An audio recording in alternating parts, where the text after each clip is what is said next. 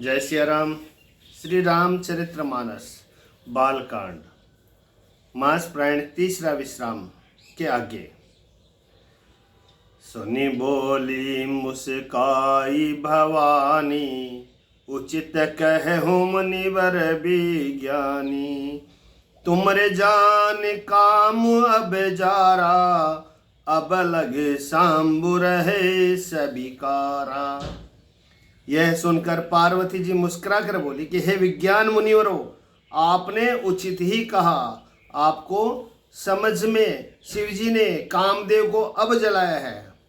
आपकी समझ में शिवजी ने कामदेव को अब जलाया है। अभी तक तो वे विकार युक्त यानी कामी ही रहे, किंतु हमारे समझ से तो शिवजी सदा ही योगी, अजन्मा, अनिद्य, काम रहित और भोगहीन है। और यदि मैंने शिव जी को ऐसा समझकर ही मन, वचन और कर्म से प्रेम से उनकी सेवा की है, तो हे मुनीश्वरों सुनिए, वे कृपा निदान भगवान मेरी प्रतिज्ञा को सत्य करेंगे। आपने जो यह कहा कि शिव जी ने कामदेव को भस्म कर दिया, यही आपका बड़ा भारी अविवेक है। हे तात, अग्नि का तो यह सहज स्वभाव ही है कि पाला उसके समीप कभी जा ही नहीं सकता, और जाने पर वह अवश्य नष्ट हो जाएगा। महादेव जी और कामदेव के संबंध में भी यही न्याय बात समझना चाहिए। पार्वती के वचन सुनकर और उनका प्रेम तथा विश्वास देखकर मुनि हृदय में बड़े प्रसन्न हुए। वे भवानी को सिर नवाकर चल दिए और हिमाचल के पास पहुंचे। उन्होंने पर्वतराज हिमाचल को सब हाल सुनाया। कामदेव का भस्म होना सुनकर हिमाचल बहुत दुखी हुए। फिर मुनियों ने रति के वरदान की बात कही। उसे सुनकर हिमवान ने बहुत सुख माना। शिवजी के प्रभाव को मन में विचार कर हिमाचल ने श्रेष्ठ मुनियों को आदर पूर्वक बुला लिया और उनसे शुभ दिन, शुभ नक्षत्र और शुभ घड़ी शोध कर वेद की विधि के अनुसार शीघ्र ही लगन निश्चय कराकर लिखवा लिया। लगन देखने के लिए शुभ दिन, शुभ नक्षत्र और शुभ घड़ी। सुदिनु सुन खतु सुघरि सोचाई, बेगी वेद विधि लगन धराई। अच्छा लगन वही है जिसमें शुभ दिन हो, शुभ नक्षत्र और शुभ घड़ी सुधवाकर वेद की विधि के अनुसार शीघ्र ही लगन निश्चय कराकर लिखवा लिया। फिर हिमाचल ने वह लगन पत्रिका सप्त ऋषियों को दे दी और चरण पकड़कर उनकी विनती की। उन्होंने जाकर वह लगन पत्रिका ब्रह्मा जी को दी। उसको पढ़ते समय उनके हृदय में प्रेम समाता था। ब्रह्मा जी ने लगन पढ़कर सबको सुनाया। उसे सुनकर सब मुनि और देवताओं का सारा समाज हर्षित हो गया। आकाश से फूलों की वर्षा होने लगी, बाजे बजने लगे और दसों दिशाओं में मंगल कलश सजा दिए गए। सब देवता अपनी भांति भांति के वाहन और विमान सजाने लगे। कल्याणप्रद मंगल शकुन होने लगे और अप्सराएं गाने लगी। शिवजी के गण शिवजी का श्रृंगार करने लगे। जटाओं का मुकुट बनाकर उस पर सांपों का मोर सजाया गया। शिवजी ने सांपों के ही कुंडल और कंकण पहने, शरीर पर विभूति रमाई और वस्त्र की जगह बागंबर लपेट लिया। शिवजी के सुंदर मस्तक पर चंद्रमा, सिर पर गंगा जी और 3 नेत्र, सांपों की जनेऊ, गले में विष और छाती पर नरमुंडों की माला थी। इस प्रकार उनका वेश अशुभ होने पर भी वे कल्याण के धाम और कृपालु है। एक हाथ में त्रिशूल और दूसरे में डमरू सुशोभित है। शिवजी बैल पर चढ़कर चले। बाजे बज रहे हैं। शिवजी को देखकर देवांगनाएं मुस्कुरा रही है और कहती है कि इस वर के योग्य दुल्हन संसार में नहीं मिलेगी। विष्णु और ब्रह्मा आदि देवताओं के समूह अपने अपने वाहनों, सवारियों पर चढ़कर बारात में चले। शिवजी के बारात में विष्णु भगवान और ब्रह्मा जी और देवता सब अपने अपने वाहनों, अपनी अपनी सवारियों पर चढ़कर बारात में चले। बारात में अपनी अपनी सवारियों से चलना चाहिए। देवताओं का समाज सब प्रकार से अनुपम परम सुंदर था, पर दूल्हे के योग्य बारात न थी। तब विष्णु भगवान ने सब दिग्पालों को बुलाकर हंसकर ऐसा कहा, सब लोग अपने अपने दल समेत अलग अलग होकर चलो। तब विष्णु भगवान ने सब दिग्पालों को बुलाकर हंसकर ऐसा कहा कि सब लोग अपने अपने दल समेत अलग अलग होकर चलो। हे भाई, हम लोगों को यह बारात वर के योग्य नहीं है, क्या पराये नगर में जाकर हंसी कराओगे? विष्णु भगवान की बात सुनकर देवता मुस्कुराए और वे अपने अपनी सेना सहित अलग हो गए। महादेव जी यह देखकर मन ही मन मुस्कुराए कि विष्णु भगवान के व्यंग वचन दिल लगी नहीं छूटते। अपने प्यारे विष्णु भगवान के इन अति प्रिय वचनों को सुनकर शिव जी ने भी भृंगी को भेजकर अपने सब गणों को बुलवा लिया। शिव जी की आज्ञा सुनते ही सब चले आए और उन्होंने स्वामी के चरण कमलों में सिर नवाया। तरह तरह की सवारियां, तरह तरह के वेश वाले अपने समाज को देखकर शिव जी हंसे। कोई बिना मुख का है, किसी के बहुत से मुख है, कोई बिना हाथ पैर का है तो किसी के कई हाथ पैर है, किसी के बहुत आंखें हैं तो किसी के एक भी आंख नहीं है। कोई बहुत मोटा ताजा है तो कोई बहुत ही दुबला पतला है, कोई बहुत दुबला, कोई बहुत मोटा, कोई पवित्र, कोई अपवित्र वेश धारण किए हुए है, भयंकर गहने पहने, हाथ में कपाल लिए और सब के सब शरीर से ताजा खून लपेटे हुए हैं। गद्दे, कुत्ते, सुअर और सियार कैसे उनके मुख है। गणों के अनगिनत वेशों को कौन गिने। बहुत प्रकार के प्रेत, पिशाच और योगिनियों की जमाते हैं, उनका वर्णन करते नहीं बनता। भूत प्रेत नाचते और गाते हैं, वे सब बड़े मोची हैं, देखने में बहुत ही बेढंगे जान पड़ते हैं और बड़े ही विचित्र ढंग से बोलते हैं। जैसे दुल्हू तसी बनी बराता, कौतुक विविध होए मग जाता। जैसा दुल्हा है अब वैसी ही बारात बन गई। मार्ग में चलते हुए भांति भांति के कौतुक तमाशे होते जाते हैं। इधर हिमाचल ने ऐसा विचित्र मंडप बनाया कि जिसका वर्णन नहीं हो सकता। जगत में जितने छोटे बड़े पर्वत थे जिनका वर्णन करके पार नहीं मिलता, तथा जितने वन, समुद्र, नदियां और तालाब थे, हिमाचल ने सबको नेवता भेजा। वे सब अपनी इच्छा अनुसार रूप धारण करने वाले, सुंदर और शरीर धारण कर सुंदर स्त्रियों और समाजों के साथ हिमाचल के घर गए।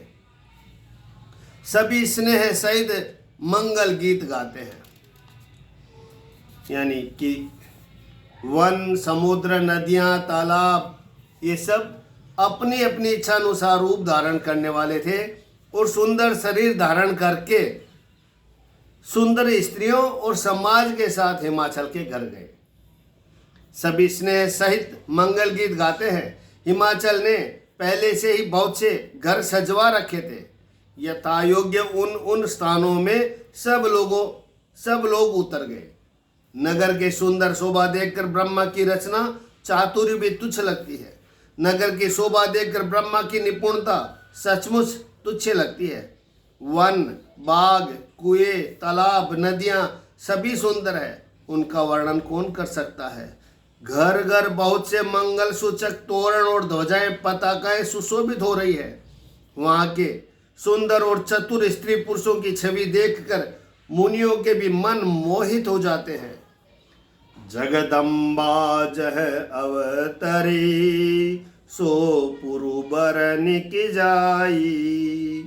रिद्धि सिद्धि संपत्ति सुख, नित नूतन अधिकाई। जिस नगर में स्वयं जगदम्बा ने अवतार लिया, क्या उसका वर्णन हो सकता है। वहाँ रिद्धि सिद्धि, संपत्ति और सुख नित नए बढ़ते जाते हैं। बारात को नगर निकट आई सुनकर नगर में चहल पहल मच गई, जिससे उसकी शोभा बढ़ गई। अगवानी करने वाले लोग बनाव श्रृंगार करके तथा नाना प्रकार की सवारियों को सजाकर आदर सहित बारात को लेने चले। आदर सहित बारात को लेने चले। देवताओं के समाज को देखकर सब मन में प्रसन्न हुए और विष्णु भगवान को देखकर तो बहुत ही सुखी हुए। किंतु जब शिव जी के दल को देखने लगे तब तो उनके सब वाहन सवारियों के हाथी घोड़े रथ बैल आदि डरकर भाग चले। कुछ बड़ी उम्र के समझदार लोग धीरे धरकर वहां डटे रहे। लड़के तो सब अपने प्राण लेकर भागे। घर पहुंचने पर जब माता पिता पूछते हैं तब वे भय से कांपते हुए शरीर से ऐसा वचन कहते हैं कि क्या कहें, कोई बात कही नहीं जाती। यह बारात है या यमराज की सेना।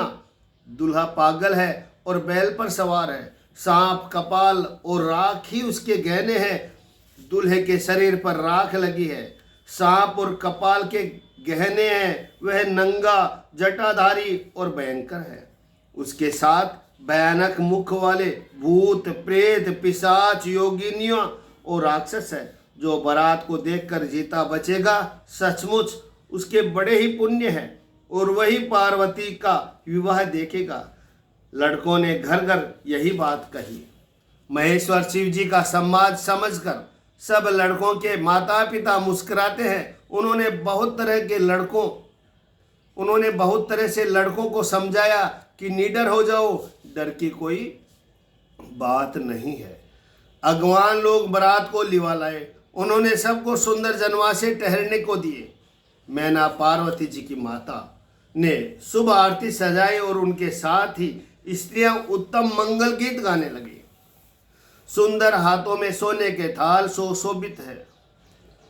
सुंदर हाथों में सोने के थाल शोभित है। इस प्रकार मैना हर्ष के साथ शिव जी की परछन करने चले। जब महादेव जी को भयानक वेश में देखा तब तो स्त्रियों के मन में बड़ा भारी भय उत्पन्न हो गया। बहुत ही डर के मारे भाग कर वे घर में घुस गए और शिव जी जहाँ जनवासा था वहाँ चले गए। मैना जी के हृदय में बड़ा दुख हुआ। उन्होंने पार्वती को अपने पास बुला लिया और अत्यंत स्नेह से गोद में बैठा कर अपने नील कमल के समान नेत्रों से आंसू भरकर कहा कि जिस विधाता ने जही विधि तुम ही रूप अस दिन्हा तही जड़ बरु बाउर कस किन्हा। जिस विधाता ने तुमको ऐसा सुंदर रूप दिया उस मूर्ख ने तुम्हारा दूल्हे को बावला कैसे बनाया। जिस विधाता ने तुमको सुंदरता दी उसने तुम्हारे लिए वर बावला कैसे बनाया। जो फल कल्प वृक्ष में लगना चाहिए वह जबरदस्ती बम्बूल में लग रहा है। मैं तुम्हें लेकर पहाड़ से गिर पड़ूंगी, आग में जल जाऊंगी या समुद्र में कूद पड़ूंगी। चाहे घर उजड़ जाए और संसार भर में अपकीर्ति फैल जाए पर जीते जी मैं इस बावले वर से तुम्हारा विवाह न करूंगी।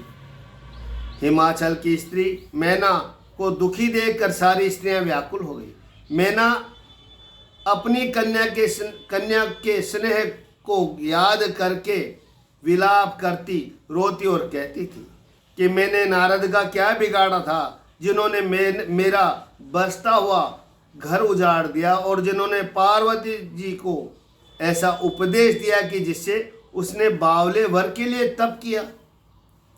सचमुच उनके न किसी का मोह है, न माया, न उनके धन है, न घर है और न स्त्री ही है। वे सबसे उदासीन है। इसी से दूसरे का घर उजाड़ने वाले हैं। उन्हें न किसी की लाज है न डर है। भला बांझ स्त्री प्रसव की पीड़ा को क्या जाने। माता को विकल देखकर पार्वती जी विवेक युक्त कोमल वाणी बोली कि हे माता, अस विचारे सोचहि मति माता, सोन टरई जो रचई विदाता। कि हे माता, जो विधाता रच देते हैं वह टलता नहीं। ऐसा विचार कर तुम सोच मत करो। जो मेरे भाग्य में बावला ही पति लिखा है तो किसको क्यों दोष लगाया जाए। हे माता, क्या विधाता के अंक तुमसे मिट सकते हैं? वृथा कलंक का टीका मत लो। हे माता, कलंक मत लो, रोना छोड़ो। यह अवसर विषाद करने का नहीं है। मेरे भाग्य में जो दुख सुख लिखा है उसे मैं जहाँ जाऊंगी वहीं पाऊंगी। पार्वती जी के ऐसे विनय भरे कोमल वचन सुनकर सारी स्त्रियां सोच करने लगी और भांति भांति से विधाता को दोष देकर आंखों से आंसू बहाने लगी। तही अवसर नारद सहित अरु ऋषि सप्त समेत, समाचार सुनी तुहन गिरी गवन तुरत निकेत। इसी समाचार को सुनते ही हिमाचल उसी समय नारद जी और सप्त ऋषियों को साथ लेकर अपने घर गए। तब नारद जी ने पूर्व जन्म की कथा सुनाकर सबको समझाया और कहा कि हे मैना, तुम मेरी सच्ची बात सुनो। तुम्हारी यह लड़की साक्षात जगत जननी भवानी है। मैना सत्य सुनु मम बानी, जगदम्बा तब सुता भवानी। कि हे मैना, तुम मेरी सच्ची बात सुनो। तुम्हारी यह लड़की साक्षात जगत जननी भवानी है। जो हो जगत जननी भवानी माता की जय हो, पार्वती माता की जय हो। ये अजन्मा अनादि और अविनाशिनी शक्ति है, सदा शिव जी के अर्धांग में रहती है। ये जगत की उत्पत्ति, पालन और संहार करने वाली है और अपनी इच्छा से ही लीला शरीर धारण करती है। पहले ये दक्ष के घर जाकर जन्मी थी, तब इनका सती नाम था। बहुत सुंदर शरीर पाया था। वहाँ भी सती शंकर जी से ब्याही गई थी। यह कथा सारे जगत में प्रसिद्ध है। एक बार इन्होंने शिव जी के साथ आते हुए राह में रघुकुल रूपी कमल के सूर्य श्री रामचंद्र जी को देखा। भयउ मोह शिव कहा न किन्हा, ब्रह्म बस बेसुसिय कर लिन्हा। तब उन्हें मोह हो गया और उन्होंने शिव जी का कहना न मानकर ब्रह्मवश सीता जी का वेश धारण कर लिया।